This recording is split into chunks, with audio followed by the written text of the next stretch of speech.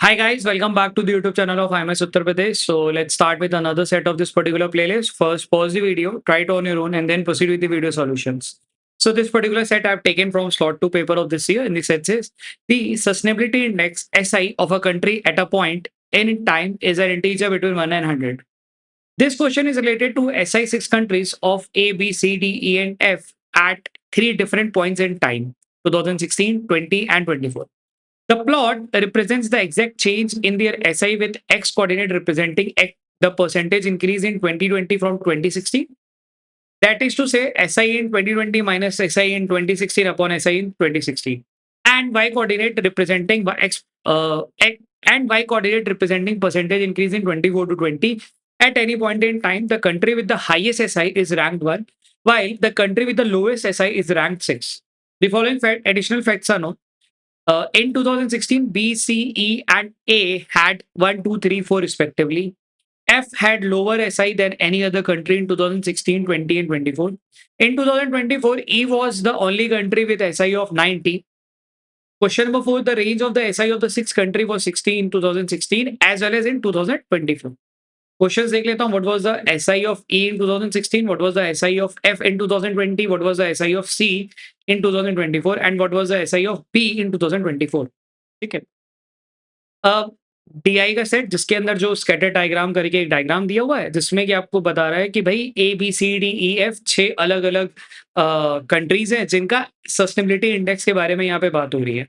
अब जो वो इंडेक्स है वो 1 से लेके 100 के बीच में होना चाहिए, एक कह रहा है, और कोई वो इंटीजर होना चाहिए.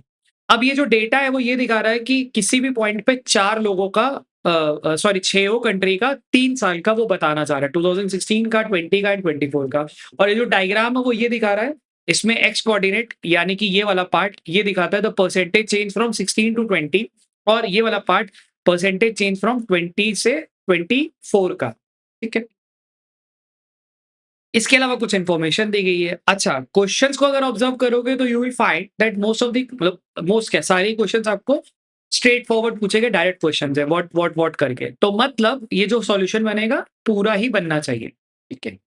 मैंने क्या करा ना, इसके लिए एक टेबल बना लिया बेसिकली ऐसा कि 2016, 18, 20, 24 का एंड इनका 6 का, बिकॉज यहाँ पे परसेंटेज इंक्रीज के हिसाब से अपने को निकालना है. एडिशनल इन्फॉर्मेशन के बाद नोट करते हैं क्या कह रहे हैं. 2016 B C E and A had 1, 2, 3, 4. B, C, E, and A had rank 1, 2, 3, 4 respectively. F had lower SI than any other country in 2016, 20 and ये. तो F सबसे लोअर था यानी कि F की रैंक 6 रही होगी हमेशा ही. ठीक. F की रैंक अगर रैंक 6 है तो यानी कि यहाँ पे ये 5 होनी चाहिए थी. तो ये अपने को मिल गई 2016 में, सबकी रैंक अपने को यहाँ पे क्लियरली मिल रही है. ठीक है. In 2024, E was the only country with SI of 90. 2024 में E ही ऐसी कंट्री थी जिसका SI था 90. अगर E का 90 था तो हमें यहाँ पे E की वैल्यू पता है. E ने क्या करा, 20% की ग्रोथ ली है 20 से 24 में. 20% की ग्रोथ लेने का मतलब 1/5, यानी कि 1/5 का मतलब ये बन गया होगा 6/5, और 6/5 क्या बन गया होगा, 6/5 वैल्यू हैज बिकम 90 ऐसा. यानी कि x की वैल्यू मिल जाएगी 90 into 5/6 which is nothing but 75. ठीक. ये मिल गया 75.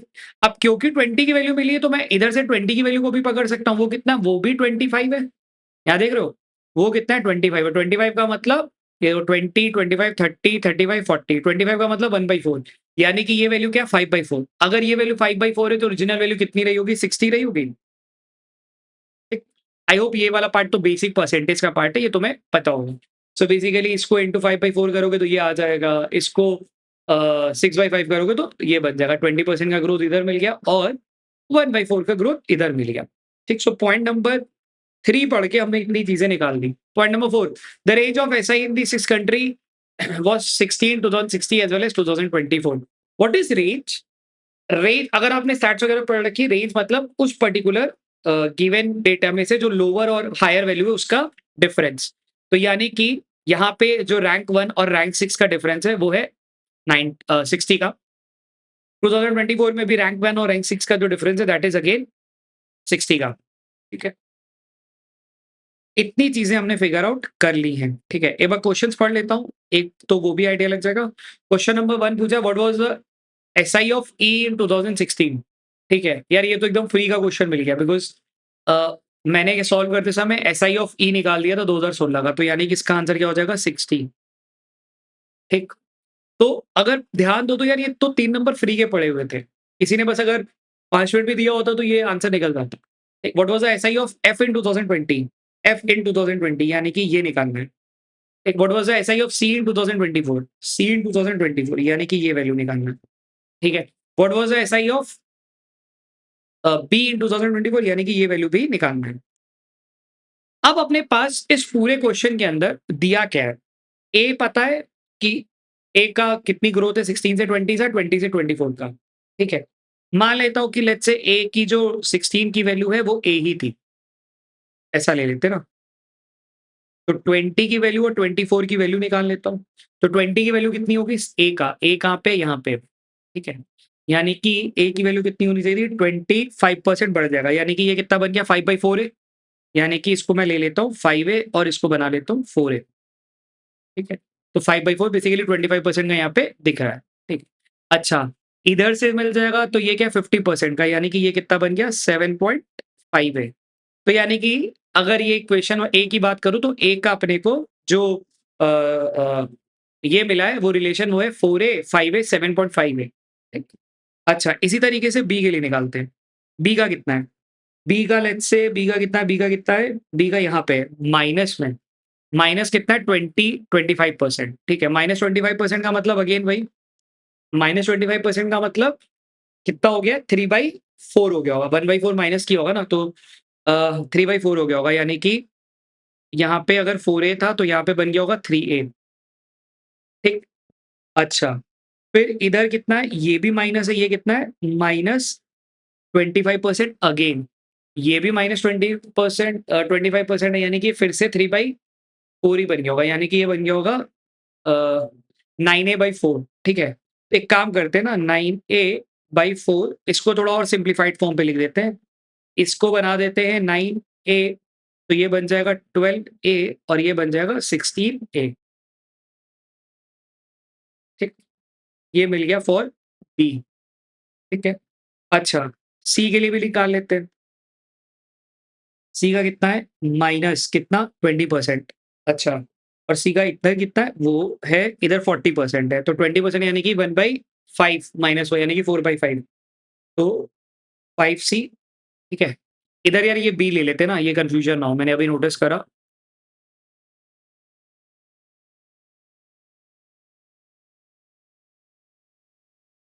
सारे वेरिएबल एक ले लोगे तो फंस जाओगे। अभी मैंने ध्यान दिया कि मैंने गलती से उसको वैसा लिख दिया है। B B B B 12b और 16b। ठीक है। अच्छा, अब अपने पास क्या है? सी की वैल्यू ले लेता हूँ, तो 5c। सी का मैंने क्या करा था? माइनस 20% है, तो यानी कि ये कितना हो गया होगा? 4c रहा होगा। ठीक है। तो वैसा हो गया होगा कि 5c पे 25% का 20% का डिक्लाइन हुआ है। ठीक है। और इसके बाद क्या 40% का ग्रो किया है। 40% का ग्रो करने का मतलब 2/5 से ग्रो कर गया, यानी कि 7/5 बन गया है। 7/5 का मतलब 5 फोर ज़ा 20 बाई ये, यानी कि कितना आ गया? अ, कितना था अपना ये 40 का? 40 वाज़ 40% कितना होता है? 2/5, यानी कि वो 7/5 बन गया हो। 7/5 बनने का मतलब 4c पे 7/5 यानी कि 520 और ऐसा। आई थिंक कुछ गड़बड़ कर दिया मैंने। जस्ट 1 मिनट ना, फिर से बना लेता हूँ। मैंने ना बी को लिखने के चक्कर में थोड़ा कुछ कन्फ्यूजन क्रिएट हो गई है। वापस से शुरू करता हूँ। हुँ, तो सी का कितना था? सी का ले लेता हूँ। सी का इतना इधर था -20%। -20% का मतलब 1/5। 1/5 का मतलब 4/5 बन गया होगा। ठीक है। 4/5 बनने का मतलब पहले रहा होगा 5c और फिर बन गया होगा 4c। ठीक है। अच्छा, इसके बाद क्या होगा? ये इंक्रीज़ कर गया होगा। इंक्रीज करने के बाद कितना बन गया 7/5 बन गया। 7/5 बनने का मतलब 7/5 इंटू 4 यानी कि 28c/5 बन गया होगा ऐसा। तो यानी कि इसको थोड़ा और ढंग से लिख ले तो ये बन जाएगा 25c, ये बन जाएगा 20c और ये बन जाएगा 28c। ठीक। और सी ये भी डिटरमाइन हो गया। अच्छा डी का भी निकाल लेते लगे हाथ। डी का क्या होना चाहिए था? डी का लेट्स से डी किधर है? यहाँ पे। तो 100% ग्रो होने मतलब पहले लेते डी था, फिर ये 2D बन गया होगा और इधर कितना है 20% से ग्रो किया है। यानी कि ये बन गया होगा 20% का ग्रो का मतलब 2.4D।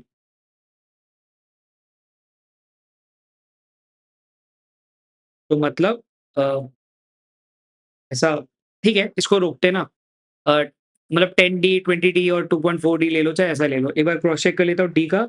यही था 100% था, 2D बन गया था और ये बन गया था, ठीक है। ई का निकालने का कोई लॉजिक नहीं है, एफ का निकाल लेते हैं। एफ बोले तो यहाँ पे एफ का क्या था? 100% से बड़ा है और -25% आ गया है। तो यानी कि एफ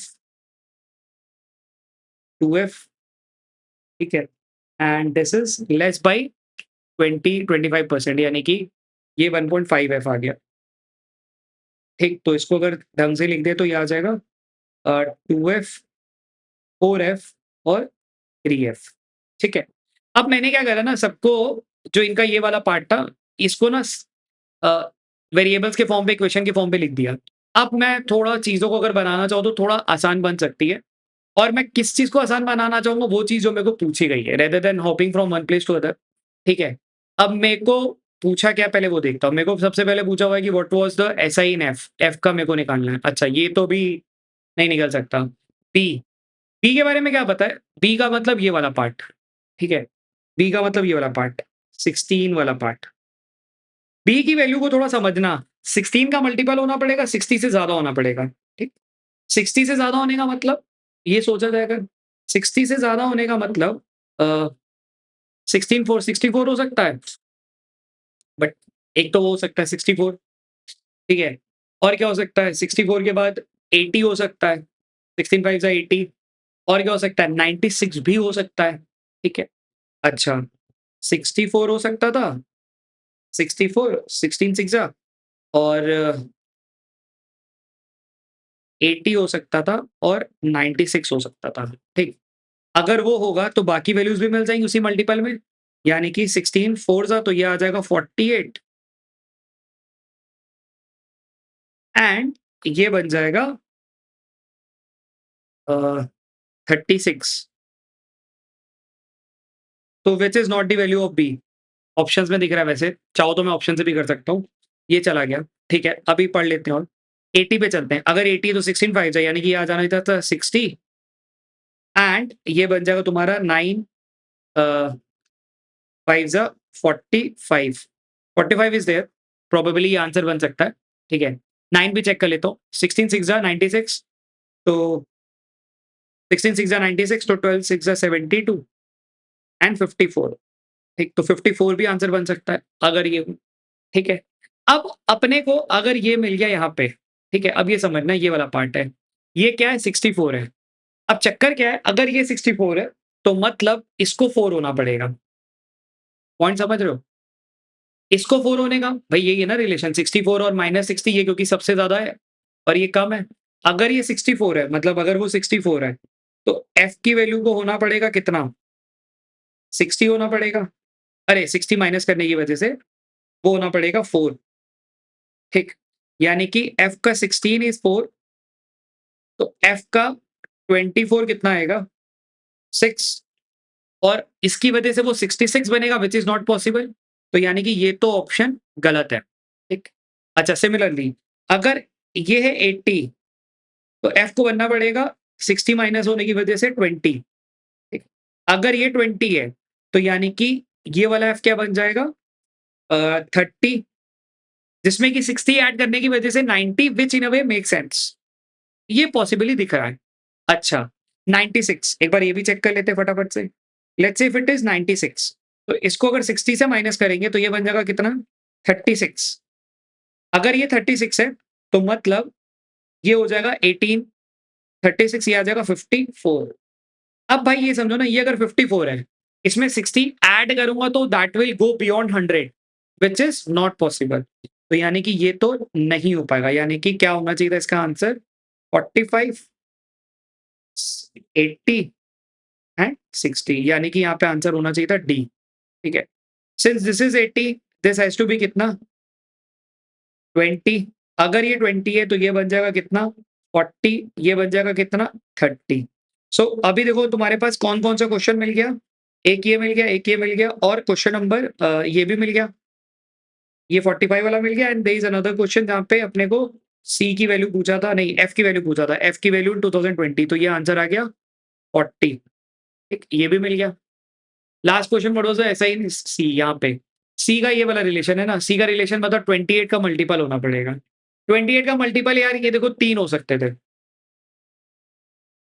28 का मल्टीपल देखो 28 टू ज़ा हो सकता था, बट 28 टू ज़ा में प्रॉब्लम क्या है, या 25 से पकड़ लो ना, 60 से ज़्यादा 80 से कम 25 का एक ही मल्टीपल है 75, that is the only possible value. अगर ये 75 है तो ये होना चाहिए था 60, और ये होना चाहिए था 8 3 और ये 84। तो यानी कि क्या आंसर आना चाहिए इसका 84। ठीक है। अब यार पूरी वैल्यू निकालने का कोई लॉजिक बनता नहीं, बिकॉज़ मेरे को चारों आंसर्स तो यहाँ पे मिल चुके हैं। मतलब पेपर वाले फेज़ में ये सबसे आसान सेट होता। शायद 7 से 8 minute would have been a good time for this particular set. ठीक है? चलो कीप प्रैक्टिसिंग।